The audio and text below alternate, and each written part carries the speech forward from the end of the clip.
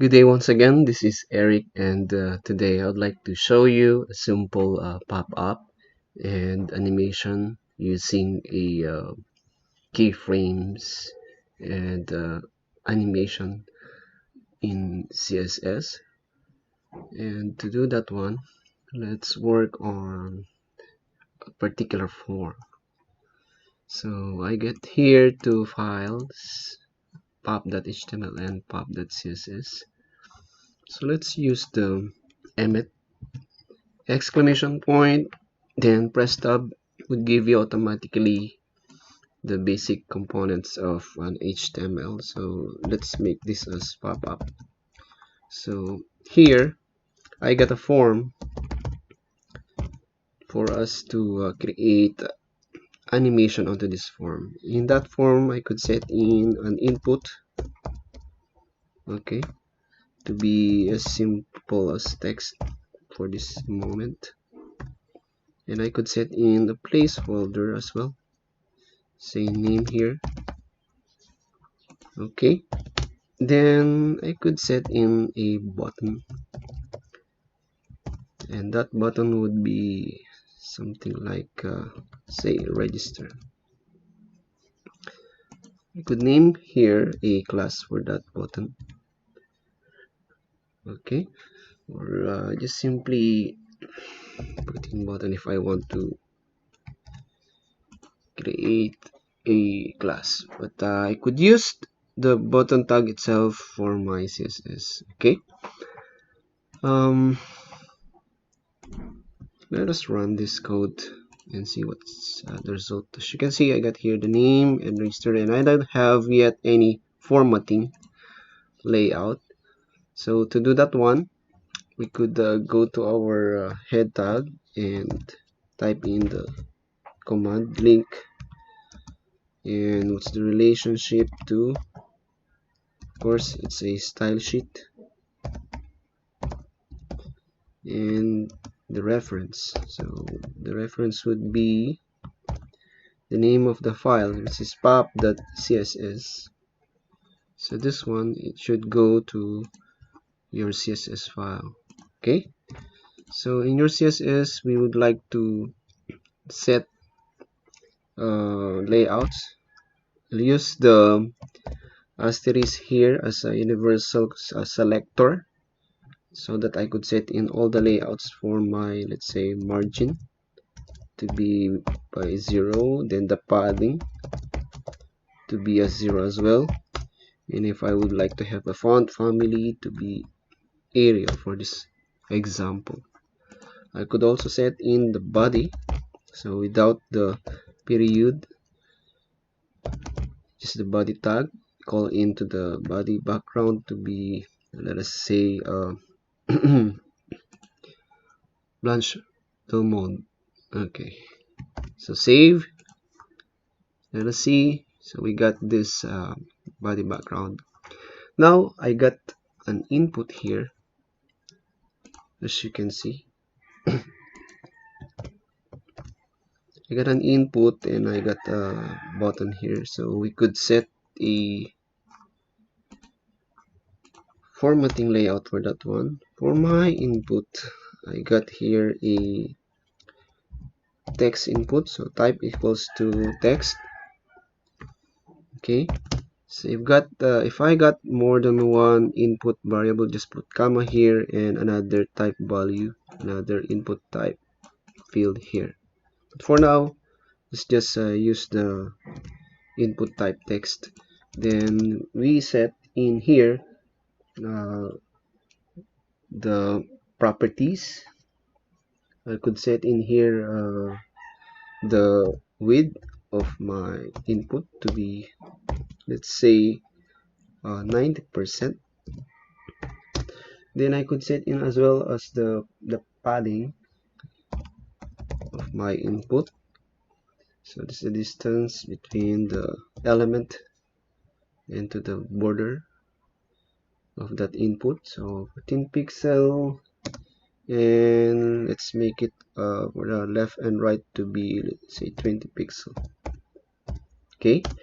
And we could also set in the margin to be from top to bottom is 10 pixel, and from right to left is, let's say, 25 pixel. Let us try this one. Okay, refresh. See, we got for that input type here. Okay. Let's go to the button.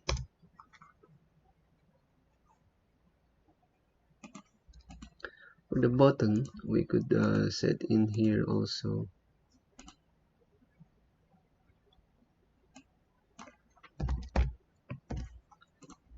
another formatting for the button.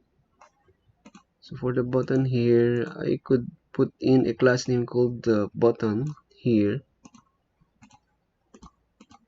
or just simply I could use the tag button as my selector.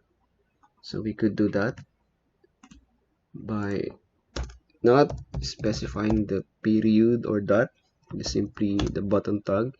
And I could set in the background color for that button to be, let's say, I'd like to make it green, and the color of my text onto that button would be white. And I set in also the padding, similar perhaps to your padding and margin of your input, something like that. Okay, I could set in also the width if I wanted to, similar to your input, or I just simply assign it to, let's say, 50%. Okay, now I get a formatting layout for my input and my button here. So next would be would like to create a form. So on that form layout, I could set in here something like for my form to be a content perhaps. So let's say that's the class name of this form, and let us set in here the class for that content. The selector would be, I could set in the background of let's say the background would be, let's say, hot pink, like that, hot pink. Then let's set the margin for the top to be, let's say, 5%, and auto for the bottom, say 14% for the right, left to right, and let's set it as auto or the top to bottom, left to right. Okay, let us see something like that. So let me make it wider so that you could see. Okay, so as you can see, it covers all the content. We could set in the width if we would want to be just simply 50% of the entire width of the content, something like that. So since this is the input is 90 and yet the content width is 50, so we could adjust that to, let's say, 90, something like that. Okay, so perhaps we could set in the input of your width to be 80, something like that, or 85. Okay, anyway, I just want to make it this way. Now I could set in animation for this one. So to do that one, in that form I could animate. So say that class name would be anime. Here, let me save this one. In our CSS, I could set in that class name called anime. So as our selector, then that anime would be, let's create an animation. So what is an animation? Actually, this will create a gradual changing from one CSS styles to another. Okay, so it requires, of course, keyframe. So, but this animation, it would require you transition. So, of course, the name of your animation to be, let's say, I would like to make it as, for example, I'll animate that with the name of zoom. Then what's the duration? So the duration would be, could set in here to be, let's say, 0.5 seconds, something like that. And with this animation, it requires the keyframe. So the keyframe would be at keyframes, and let's call in the name of your animation. So what's the code? Animation name would be zoom. Then of course it will ask for the selector, keyframe selector, of course, and that would be, what would be our keyframe selector? So key zoom, then let's say from our transform, and let's scale that into from nothing, from empty to, I will transform that, okay, as our selector, into scale of 1, this is visible. Okay, so let us save that one, and as you can see, it transforms. But if I would like to make it as I would animate that into, let's say, infinite. See what's the result. It loops. Okay, so that's the purpose of infinite. It loops. Now I could set in also the color background if I wanted to. So here I could set in from, say, nothing, from 0%. I would set a background to be, let's say, the background would be, I'd like to use the lone green here as background, and it would transform that background color from left to, of course, 0 pixel. Then I would like to display that on top as well to be by default 0 pixel. Okay, so let me adjust this one from 0%. Then when it appears to be, let's say, 50%, it changes to another color. So let us set another color here, let's say red. Then that would be, let's say, onto 100% of the pixel.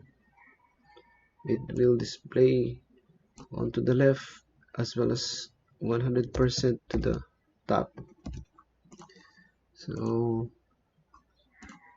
let us just remove the as you can see, it turns into red, or it goes back to, if it is 100%,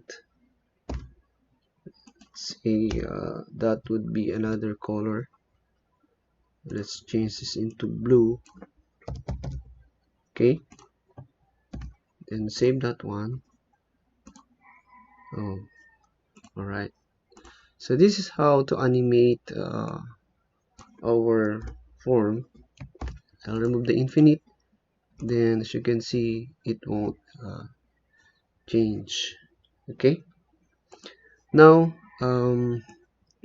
we could set in our form to be popping out. So to do that one, to set the form for popping out, we could create a button first. So this button would ask you to say click me. That's the button. Then what would I do when I click this button? So I got click me here. So this button would be, as you can see, the button turns into similar to the formatting of your register, just because everything here, every button, it has this formatting. Okay, so if I change this one into 20%, these two buttons would change automatically. Okay, now going back, I would want the entire form. When I click this button, click me here, it appears, okay, or this form will appear. So to do that one, when I set in here on click is equals to the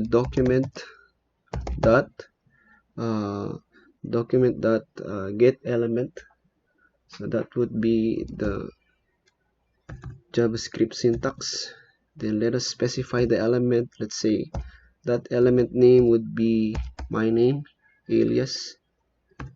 Okay, then let's put a style. So style, then that, okay, that the style would be, say, display dot is equals to a block display. Then I could set in here the style for the width. So style is equals to width of, let's say, 200 pixel. Okay, something like that. So this is the entire code for your button. So when I click me here, then it will call this ID. Then that ID, we need to set that into our form. So div, then the class name would be, I would set in a model. So that model would be, let's say, I'll put in here mode. That's the name of my model. Then I will set here the ID. This is the ID here. So every time I click in this button, click me here, it would call in the ID called alias. Okay, now let's terminate that for the entire form. So just put in here the end tag of div. So if I click in the click me here button, it calls in this ID and execute displaying this form. But since that is a script, a JavaScript, so we need to create a JavaScript to perform that output. So for this one, we need to create a variable called model.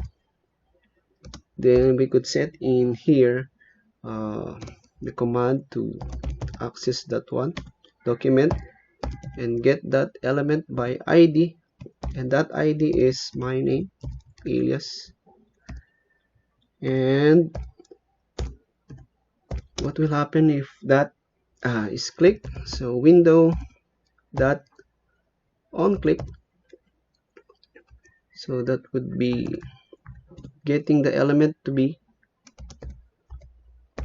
as function. So this would be the event that will be triggered. Okay, so if that event is clicked, so what will happen? Event dot target, so that will be our target, is equals to the model. Okay, then that model is will be displayed.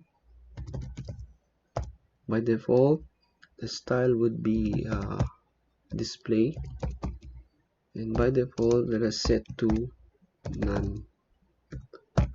Okay, so with this code, when I click alias here as an ID to this button, click me, then it will execute this JavaScript here. Now we got a class name called mode here, so we could set another layout for that mode. So to do that one, that mode would be, of course, by default we would want to display nothing, so none. Then we could set in the position to be fixed. Okay, and as well as we will set the left area to be 0, and of course onto the top to be 0. Then of course we need to set in the width to be, let's make it 100%, as well as the height to be as well as the same as 100%. Then we could set if there's an overflow. By the way, the overflow would allow us to scroll the frame or the form. I would set in here auto, so that if there is a content that is overflow, if it is clipped, then it creates an scroll bar. Okay, so I'll set it as auto for us to have a scroll bar whenever there are elements that is being added. Then I could also specify here the background color if I wanted to, but I need to set in the stock level. So the stock level would be z.index. So I need to set an integer value, either auto or 1. So what's the purpose of z-index? This is a property that would specify the stock level or order of an element. Okay, so let us see.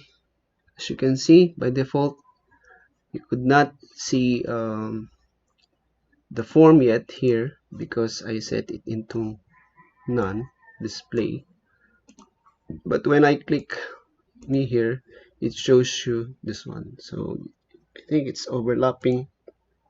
We could set in the form location of the content, perhaps let us set the content to be, okay, the top, the height of the content we could set in somewhere, let's say, let's make it this as 10%. Okay, now this is how to create a pop-up. Okay, and as you can see, I removed a while ago the infinite here if I would like to set an infinite display of our output, so something like that. But if you remove that one,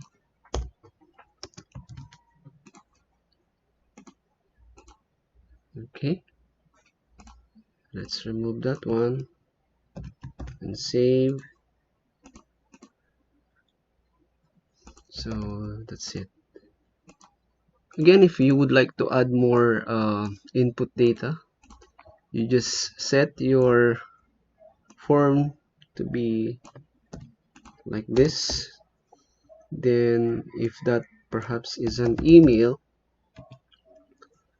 let's say email here, then in your CSS, there are two inputs. You could set in here another input type, which is your email. Put a comma, then the input type would be email, something like that. So click here. So as you can see, I got name and email here. Okay. So hope you have learned something about this simple pop-up menu. Thank you.